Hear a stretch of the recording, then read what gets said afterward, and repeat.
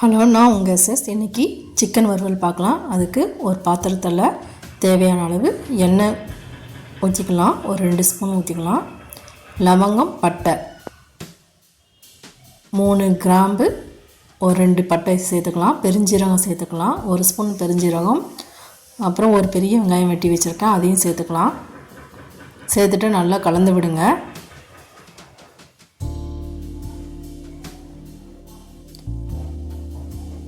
ஒரு கொத்து கருவேப்பிலை சேர்த்துக்கலாம். கொஞ்சம் பொன்னிறம் வதங்கினதுக்கப்புறம் இஞ்சி பூண்டு பேஸ்ட்டு சேர்த்துக்கலாம்.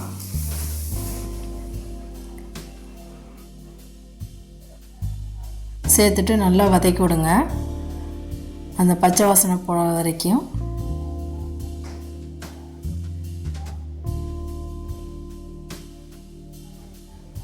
இது சிம்பிள் ரெசிபி, குயிக்காக செஞ்சிடலாம். நல்லா வதங்கினதுக்கப்புறம் ஒரு தக்காளி சேர்த்துக்கலாம். ஒரே ஒரு தக்காளி, மீடியம் சைஸ் தக்காளி சேர்த்துக்கோங்க. சேர்த்துட்டு நல்லா வதக்கி விடுங்க. தக்காளி வதங்கினதுக்கப்புறம் நம்ம கழுவி வச்சுருக்கிற சிக்கனை சேர்த்துக்கலாம்.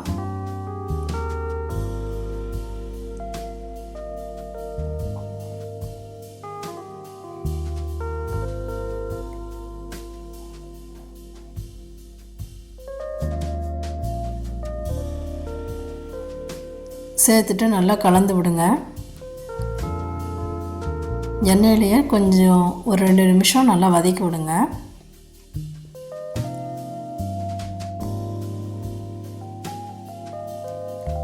இந்த அளவுக்கு வதங்கினதுக்கப்புறம் 1/2 ஸ்பூன் மஞ்சள்தூள் சேர்த்துக்கலாம். சேர்த்துட்டு ஒரு தடவை அதை நல்லா கலந்து விட்டுருங்க.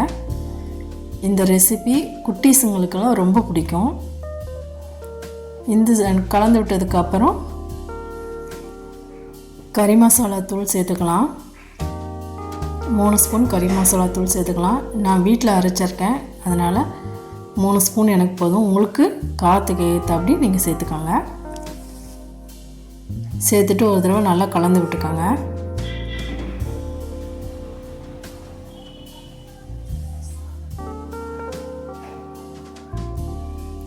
இந்த ரெசிபி ரொம்ப சிம்பிள் தான். நல்லா கலந்து விட்டதுக்கப்புறம் தண்ணி ஊற்றிக்கலாம்.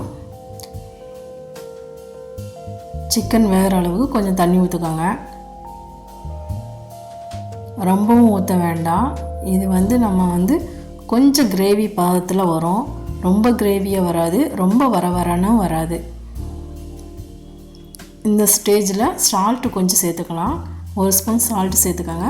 நீங்கள் எந்த அளவுக்கு சிக்கன் எடுத்துருக்கீங்களோ அந்த அளவுக்கு சேர்த்துக்கோங்க. நான் கம்மியாக தான் எடுத்திருக்கேன், அதனால் கொஞ்சம் 1 ஸ்பூன் போதும். நல்லா கலந்து விட்டுட்டு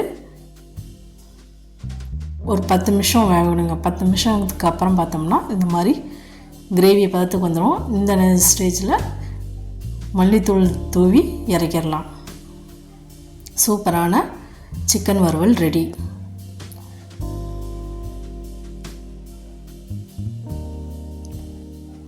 சாதத்தோட மட்டன் குழம்போட சிக்கன் வறுவல் சேர்த்து சாப்பிடலாம். சூப்பரான ரெசிபி. தேங்க்யூ ஃபார் வாட்சிங். பிடிச்சிருந்தால் லைக் பண்ணுங்கள், சப்ஸ்கிரைப் பண்ணுங்கள், ஷேர் பண்ணுங்கள். தேங்க்யூ.